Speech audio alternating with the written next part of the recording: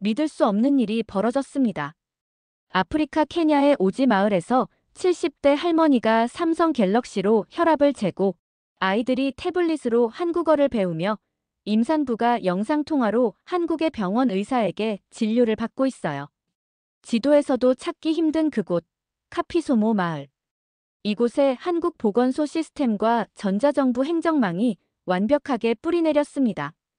그 놀라운 변화는 단지 한 사람의 절규와 결심, 그리고 한국인이 건넨 단 한마디에서 시작됐어요. 시작 전에 잠깐. 구독과 좋아요는 제게 정말 큰 힘이 됩니다. 그럼 오늘 이야기 시작합니다. 제 이름은 에스더 은야부토입니다. 올해 38살, 케냐 중서부 카피소모 출신이며 나이로비 대학교에서 공공보건학을 가르치는 강사죠. 아버지는 지프조차 오지 않던 해발 2000m 산골 마을에서 30년간 아이들을 가르치신 분이에요. 월급은 한국 돈으로 월 8만 원. 전기도 없는 학교에서 촛불 켜고 수업하셨습니다. 어머니는 마을 유일의 치료사였어요. 의학 지식이라곤 전혀 없지만 허브와 민간요법으로 동네 사람들을 돌보셨죠. 말라리아든 폐렴이든 뭐든 풀로 끓인 물을 먹이는 게 전부였습니다. 그래도 동네에서 가장 믿음직한 분이셨어요. 저는 장학금을 받아 나이로비 대학에 진학했습니다. 그때부터 확신했어요. 서구의 시스템을 받아들이는 것이 우리가 사는 길이라고 말이죠. 미국식 의료 시스템, 유럽식 행정체계, 일본식 기술 도입. 그게 답이라고 20년간 학생들에게 가르쳤습니다. 하지만 현실은 달랐어요. 지난 15년간 우리 마을에 온 외국 원조단체가 23개. 독일, 프랑스, 미국, 영국에서 왔죠. 그들이 남긴 건 뭘까요? 고장난 태양광 패널 47개, 사용법을 모르는 정수기 12대, 부품이 없어 못 쓰는 의료장비 8대. 가장 기가 막혔던 건 네덜란드 단체가 설치한 5천만 원짜리 엑스레이 기계였어요. 설치 후 3개월 만에 고장났는데 수리비가 2천만 원이라더군요. 결국 창고에서 녹슬고 있습니다. 원조 단체들은 사진 찍고 보고서 쓰고 갔지만 6개월 후면 모든 게 원점이었어요. 마을 사람들은 여전히 아플 때마다 맨발로 8시간을 걸어서 병원에 가야 했습니다. 임산부들은 진통이 시작되면 남편 등에 업혀서 험한 산길을 넘어야 했어요. 응급 헬리콥터는 연간 2회, 그마저도 날씨가 나쁘면 오지 않았죠.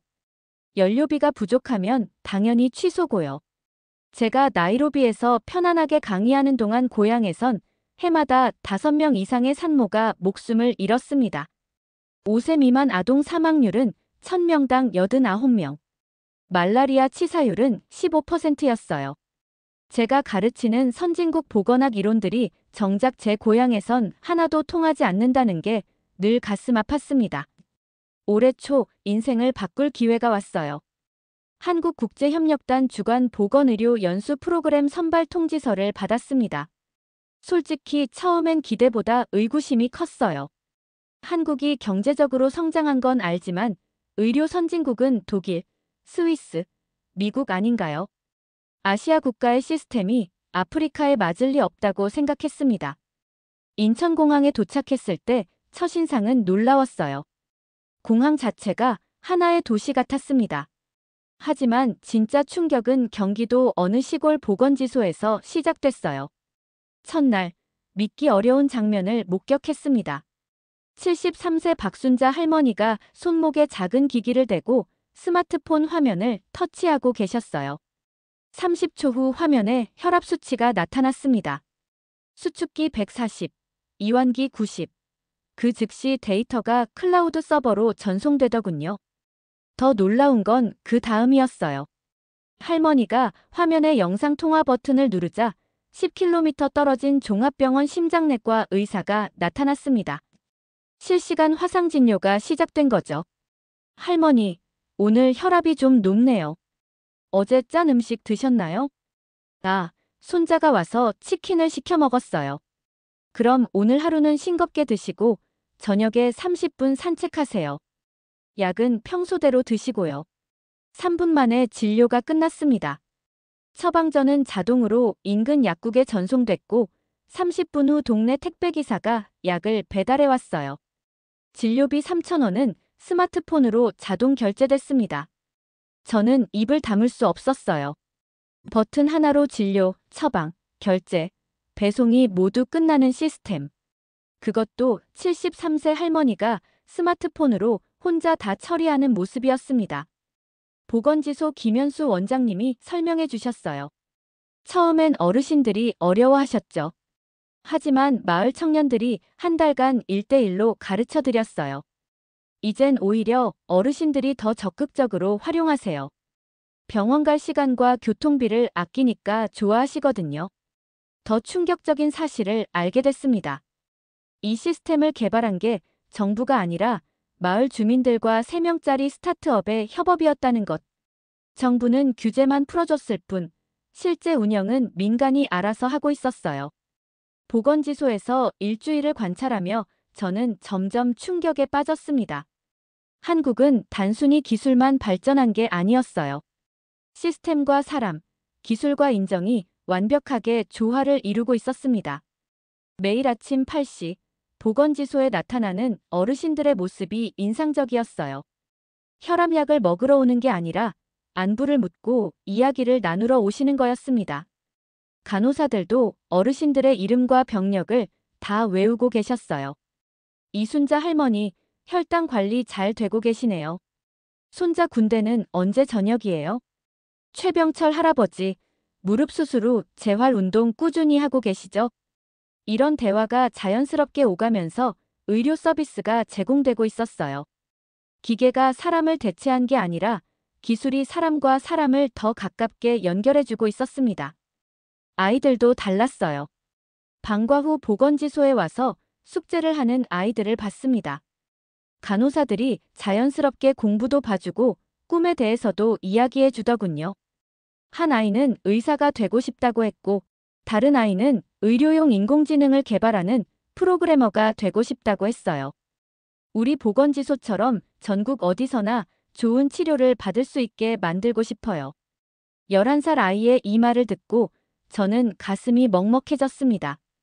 한편으로는 제 고향 생각에 잠을 이루지 못했어요. 지난해 제 고등학교 동창 엔젤라가 둘째를 낳다가 세상을 떠났습니다. 진통 시작 후 8시간을 걸어서 병원에 갔지만 이미 늦었어요. 제왕절개를 해야 하는 상황인데 병원에 마취과 의사가 없었거든요. 결국 아이와 함께 숨졌습니다. 왜 우리는 이렇게 살아야 하는가? 같은 지구에 살면서 왜 이렇게 다른가? 분하기도 하고 부러우기도 하고 동시에 희망도 보였습니다. 한국도 50년 전엔 가난한 나라였다는 얘기를 들었거든요. 밤마다 숙소에서 케냐와 한국의 통계를 비교해봤어요. 1960년 한국의 1인당 국내 총생산은 79달러, 케냐는 95달러였습니다. 오히려 케냐가 더 잘 살았어요. 그런데 지금은 한국이 31,000달러, 케냐는 1,800달러. 60년 만에 17배 차이가 났습니다. 도대체 뭐가 다른 걸까요? 그 답을 찾고 싶었어요. 견학 마지막 날, 의료진들과 가진 간담회에서 결정적인 순간이 왔습니다. 다른 아프리카 참가자들은 한국 시스템의 놀라운 점들을 칭찬하고 있었어요. 저도 감사 인사를 준비했는데 갑자기 속마음을 털어놓고 싶어졌습니다. 한국의 시스템은 정말 놀랍습니다. 하지만 제 고향 현실과는 너무 달라요. 목소리가 떨렸지만 계속했어요. 우리는 아직도 출생신고조차 수기로 합니다.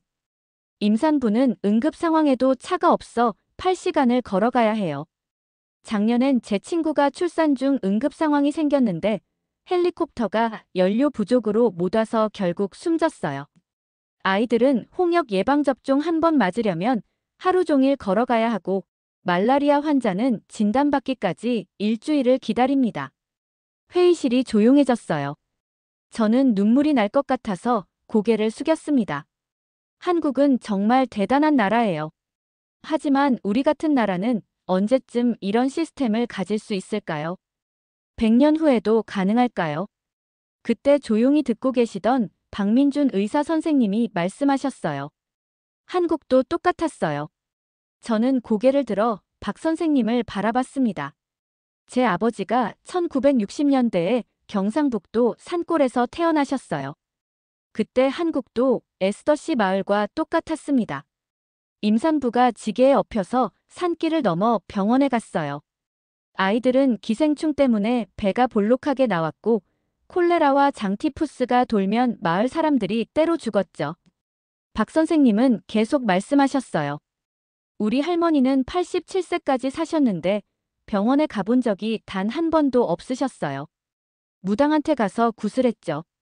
그런 한국이 60년 만에 이렇게 된 겁니다. 어떻게 가능했을까요? 제가 물었습니다. 사람을 포기하지 않았거든요. 에스더씨 마을도 시작하면 됩니다. 우리가 도와드릴게요. 그 순간 저는 참았던 눈물을 흘렸습니다. 지난 20년간 서구의 전문가들은 우리를 늘 동정의 대상으로만 봤어요. 가엾고 불쌍한 존재, 도움을 받아야 할 사람들. 하지만 한국인은 처음으로 우리를 파트너로, 가능성으로 대해줬습니다. 박 선생님은 마지막에 이렇게 말씀하셨어요. 기술은 도구일 뿐입니다. 중요한 건 사람들이 서로를 돌보려는 마음이에요. 그 마음만 있다면 어떤 환경에서든 변화를 만들 수 있어요. 한국이 그걸 증명했고 에스더 씨도 증명할 수 있을 거예요. 한국에서 돌아온 저는 인생 최대의 결단을 내렸습니다. 나이로비 대학교 정교수 임용을 포기하고 고향으로 돌아가기로 한 거죠. 가족들과 동료들은 완전히 미쳤다고 했어요. 월급 200만 원 받는 좋은 자리 그만두고 전기도 없는 오지로 가다니. 거기서 뭘 할 수 있을 것 같냐? 현실을 좀 보라. 하지만 저는 이미 결심했어요. 한국에서 본 것들이 머릿속에서 떠나지 않았거든요. 특히 박민준 선생님이 해주신 말씀이 계속 귓가에 맴돌았습니다. 시작하면 된다고, 한국도 그렇게 시작했다고. 카피소모 재편 프로젝트 준비는 치밀하게 했어요. 한국에서 중고 태블릿 10대를 구입했습니다. 총 150만 원. 태양광 발전기 1대 80만 원. 위성 인터넷 장비 50만 원. 제 적금을 모두 털어 마련한 돈이었어요. 가장 중요한 건 사람이었습니다. 대학 후배 사무엘이 한국어를 할 줄 알았어요. 서울에서 2년간 유학했거든요. 그에게 함께 하자고 설득했습니다. 형, 나이로비에서 잘 나가는 회사 다니는데 왜 오지로 가야 해요? 우리가 변화의 시작이 되는 거야. 그게 가능할 것 같아요? 한국 사람들이 해냈는데 우리가 못할 이유가 있나? 결국 사무엘이 따라왔어요. 그리고 간호학과를 졸업한 사촌 동생 메리까지 합류했습니다. 첫 달은 정말 처절했어요. 태양광 발전기 설치하는 것부터 문제였습니다. 전문가가 없어서 유튜브 보며 직접 배웠어요. 하루 종일 끙끙거리며 패널을 연결하고 밤새 인버터 설정을 만졌습니다. 인터넷 연결도 악몽이었어요. 위성 안테나 방향을 0.1도만 틀어져도 신호가 끊어졌거든요. 비라도 오면 하루 종일 인터넷이 안 됐죠. 하지만 포기하지 않았습니다. 한국에서 본 그 시스템을 카피소모 버전으로 만들어 보겠다고 다짐했어요. 완벽하지 않더라도 조금씩 발전시켜 나가기로 했습니다. 박 선생님이 말씀하신 대로 시작이 중요한 거니까요. 주민 설득은 전쟁 같았습니다. 특히 70세 이상 장로들의 반대가 극심했어요. 제일 큰 어르신인 음원기 장로가 저를 호출했습니다. 에스더, 내가 나이로비에서 너무 오래 살았나 보구나. 장로님 집에 마을 남자들이 다 모여 있었어요. 분위기가 심상치 않았습니다. 데이터로 병을 본다니 이게 무슨 귀신짓이야. 우리 조상들은 수천 년 동안 손으로 만져보고 눈으로 보며 사람을 치료했어. 다른 남자들도 거들었어요. 여자가 마을 일에 나서는 것도 모자라서 이상한 기계까지 들여오다니. 전통을 망치는 일이야. 서양 놈들도 실패한 걸 뭘 믿고 한다는 거야. 저는 차근차근 설명했어요. 장로님, 이건 서양 기술이 아니라 한국 기술이에요. 한국은 우리처럼 가난했던 나라예요. 하지만 60년 만에 세계 10위 경제 대국이 됐어요. 한국이 뭐가 특별하다는 거야? 사람을 귀하게 여기는 정신이 특별해요. 하지만 말보다는 결과로 보여주기로 했습니다. 먼저 임산부들부터 시작했어요. 간단한 체중 측정과 혈압 체크를 태블릿으로 기록하며 관리했습니다. 한국의 모자보건 수첩을 참고해서 디지털 버전을 만들었어요. 첫 번째 성과가 나온 건 한 달 후였습니다. 임산부 루시의 경우였어요. 정기검진에서 임신성 고혈압 증상을 발견했습니다. 예전 같으면 놓쳤을 증상이에요. 즉시 나이로비 병원과 화상 상담을 연결해서 전문의 진료를 받게 했어요. 루시 상태가 위험해요. 지금 당장 입원해야 해요. 화상으로 진료한 의사가 긴급히 말했습니다. 우리는 미리 준비해둔 교통편으로 루시를 병원에 이송했어요. 덕분에 무사히 출산할 수 있었습니다. 이 소식이 마을에 퍼지자 분위기가 바뀌기 시작했어요. 2주 후엔 더 놀라운 일이 벌어졌습니다. 신생아 폐렴 사망률이 절반으로 줄어든 거예요. 조기 진단으로 말라리아 치사율도 60%나 감소했습니다. 가장 극적인 변화는 5세 아이 조슈아의 경우였어요. 고열로 쓰러진 조슈아를 태블릿으로 1차 진단했는데 뇌수막염 의심 증상이 나타났습니다. 예전 같으면 민간요법으로 며칠 끌다가 사망했을 케이스예요. 즉시 헬리콥터를 요청했고 나이로비 병원에서 정확한 진단과 치료를 받았습니다. 조슈아는 완전히 회복됐어요. 음원기 장로가 저를 다시 불렀습니다. 이번엔 표정이 달랐어요. 에스더, 한국식이란 게 정확히 뭐냐? 저는 확신에 찬 목소리로 대답했어요. 사람을 포기하지 않는 것입니다. 가난하고 멀리 있어도 귀한 생명으로 여기는 거예요. 장로님이 처음으로 고개를 끄덕였습니다. 그렇다면 우리도 해보자. 하지만 우리 방식으로 해야 해. 물론입니다. 한국 기술, 케냐 정신으로 하는 거죠. 변화는 생각보다 빨랐습니다. 6개월 만에 마을 사람 80%가 기본적인 디지털 헬스케어를 이용하게 됐어요. 70대 어르신들도 스마트폰으로 혈압을 재고 복약 알림을 받고 있습니다. 가장 놀라운 건 카카오톡이었어요. 한국의 국민 메신저를 마을 사람들이 쓰기 시작한 거죠. 건강 알림, 예방접종 일정, 응급상황 공지까지 모든 게 카톡으로 와요. 조슈아 엄마, 내일 홍역 예방접종 받으러 오세요. 오늘 말라리아 주의보. 모기장 점검하세요. 루시, 산전검진 일정 변경됐어요. 마을 단체 채팅방이 24시간 활발합니다. 의료진뿐만 아니라 주민들끼리도 서로의 건강을 챙겨줘요. 더 놀라운 변화는 외부의 관심이었습니다. 나이로비에서 온 정부 관리들이 깜짝 놀랐어요. 여기가 정말 그 카피소모 맞나요? 완전히 다른 마을 같은데요? 케냐 보건부 차관이 직접 방문했을 때는 아예 입을 다물지 못했어요.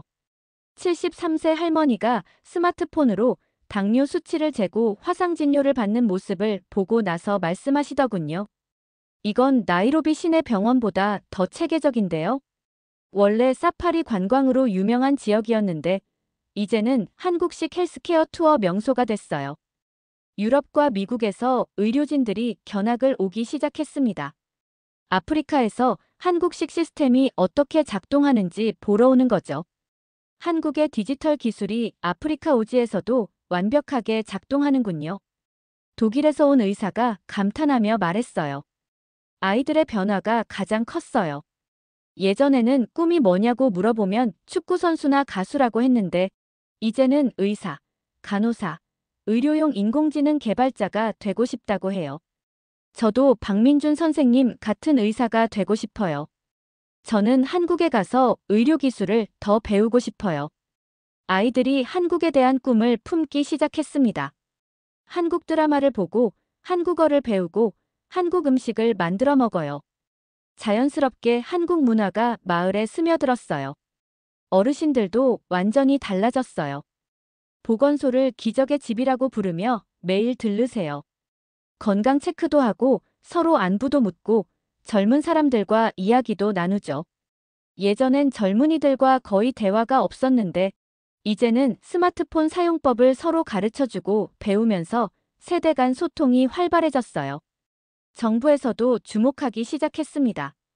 케냐 보건부 장관이 직접 방문해서 깜짝 놀랐어요. 이게 진짜 우리나라 오지 마을에서 벌어지는 일인가요? 나이로비보다 더 앞서 있는데.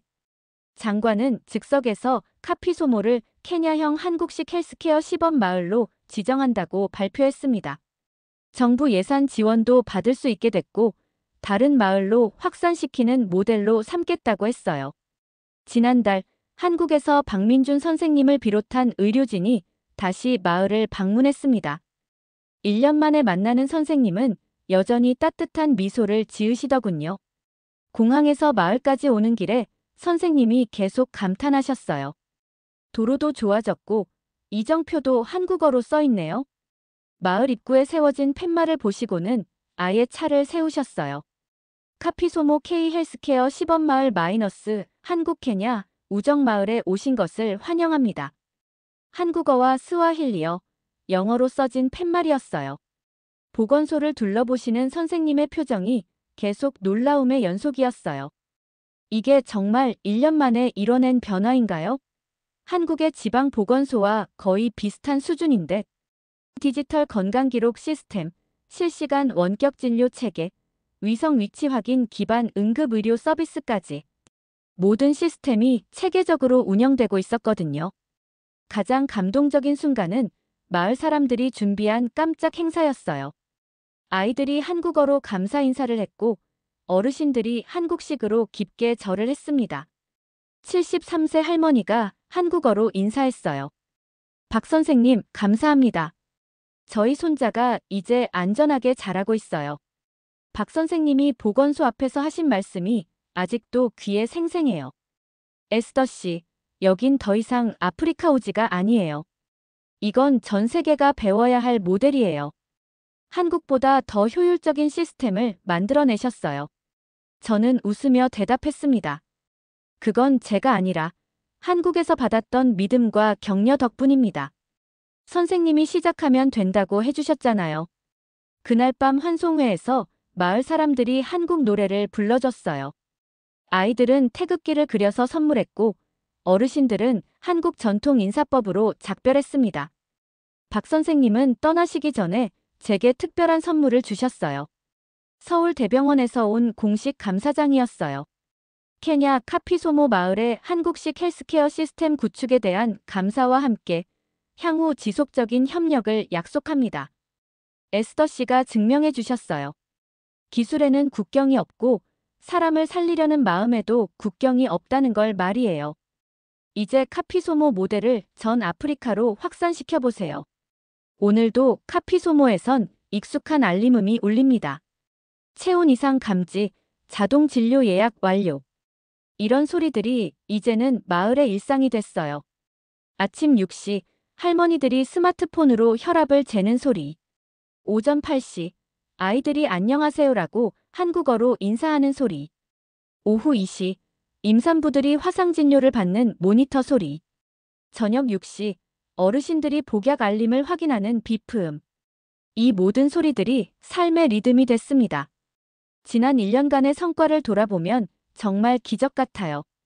신생아 사망률 85% 감소, 임산부 사망률 100% 제로 달성, 말라리아 치사율 90% 감소.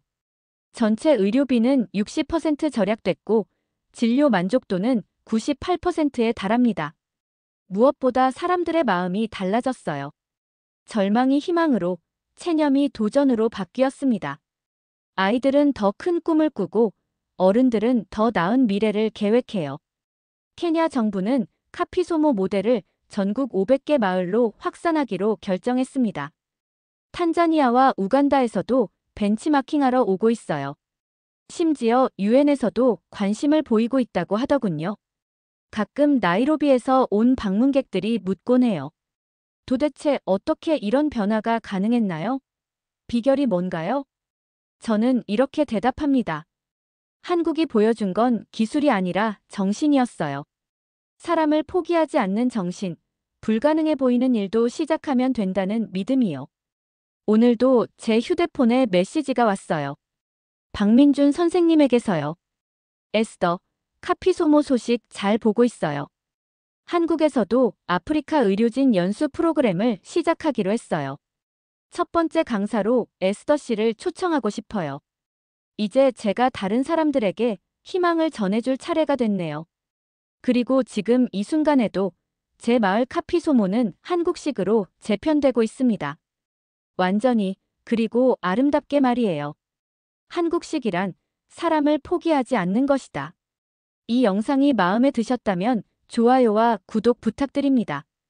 여러분의 응원이 더 많은 이야기를 나눌 수 있는 힘이 됩니다. 다음에 더 감동적인 이야기로 찾아뵙겠습니다. 감사합니다.